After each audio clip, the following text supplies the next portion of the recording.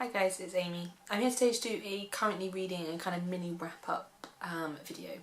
So it's been a while since I've uploaded, it's not been too long, but it's been a while in my eyes. And it's due to a few reasons. The first one being that I've only just moved back to Glasgow, as you'll have seen in the last video I think I did with Sam. So I'm just getting used to being at home, in my home city, which I now see it as, and getting used to being back with Sam as well. So I really wanted to take some time out to enjoy that. The second reason being that I've changed over to my proper camera, so it's no longer easier or as easy to edit videos. And if you have been watching some videos, you'll know that it's a very rough and ready edit. I don't heavily edit my videos. I like to just kind of keep talking and do it in one go. So I don't particularly love the labour of editing properly, which I'm now forced to do. So it'll be a learning curve for me in that sense. The last reason, sadly, is I've had a death in the family, so I've had to take a bit of time out mentally just to deal with that, and also from work I've had some time off, so I haven't really felt like filming at the moment, but I'm I'm feeling much better now. I've got the funeral next week, so I'm travelling down for that, and hopefully I'll be a bit of closure and move on in some kind of whatever sense of the word that might be. So what I'll talk about is the book I've most recently finished, the books I'm reading and my kind of strategy at the moment, because there's a certain type of reading I'm doing at the moment, and then my reading on the near horizon. So the book I finished recently is Running Like a Girl by Alexandra Hemingsley. So I picked this, actually I was given this by my dad and my stepmom Amy at Christmas this year just gone, and it's because I've started, I think it was Christmas? No, it's my birthday. My birthday. It's the one that's gone recently. It's my birthday in June. And it's because around May, June, I really picked up running again. I used to run a lot as a teenager and I really enjoyed it, and then I stopped due to some knee trouble. But with the encouragement of my dad and other people around me, I've picked up running again, and I'm really trying to pursue some long distance goals, and this was one that was recommended to me. And I really loved it. I gave it a 5 out of 5 stars. There's a lot of similarities between me and the author, I think. Especially she talks a lot about how running helps her connect to her father a lot more, and I definitely feel that with my dad, and it's a real special thing we now share. We're constantly following each other on Strava and kudosing each other, which is a thing.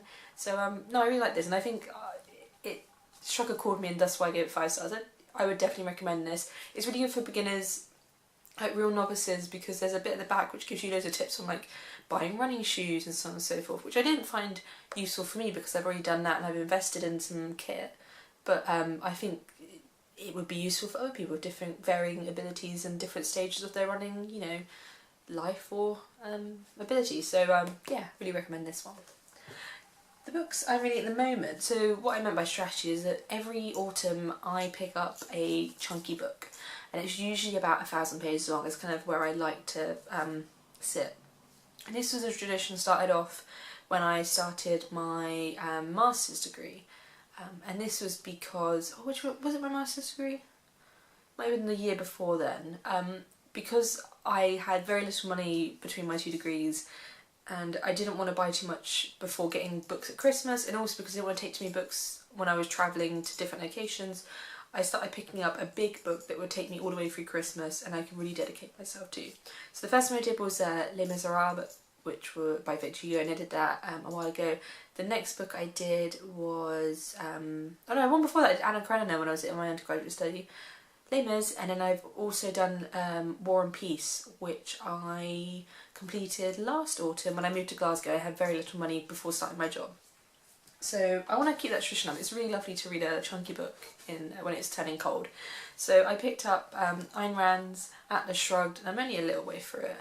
But I'm really enjoying this book. I really find that you get put up by big books, but the process of reading a lengthy novel, and also often, these are big classics for a reason. They are really good books, I find, and they always stick with me, these long reads.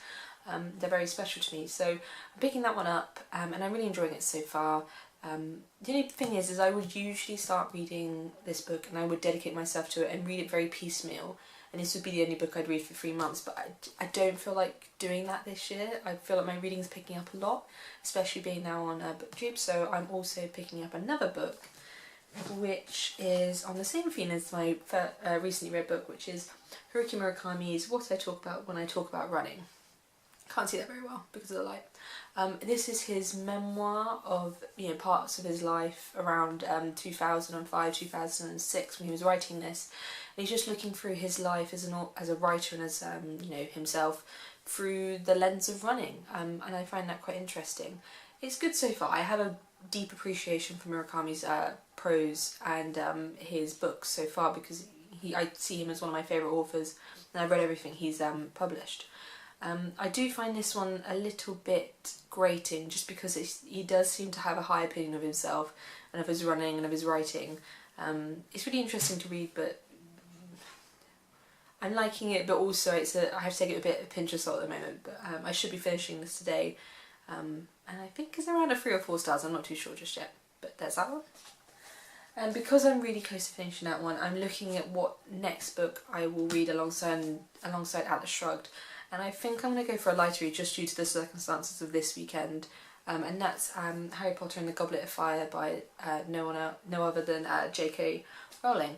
I'm not going to explain what this is, but as you might have seen, I'm going through a Harry Potter series from start to finish again as an adult, and this is the next one that I have yet to read, and I'm really looking forward to it. I'm liking that I'm getting to the chunkier books, and I'm getting to the ones I haven't reread as much as I have the first 3. Actually, I read the 4th one a couple of times as a child, but it's my favourite film. It's grown to be my favourite film. So I'm wondering if that reflects onto the books. I used to love The Prisoner of Azkaban, and that wasn't the greatest reread for me. I gave that one 3 stars. So I'm kind of excited to see what I think about this one as an adult. So yeah, that's a little wrap up of what I've been doing recently, what I'm reading and what I plan to read, and hopefully be back to normal with some more like regular content from now on. So we shall see. Alright, I'll see you next time. Bye.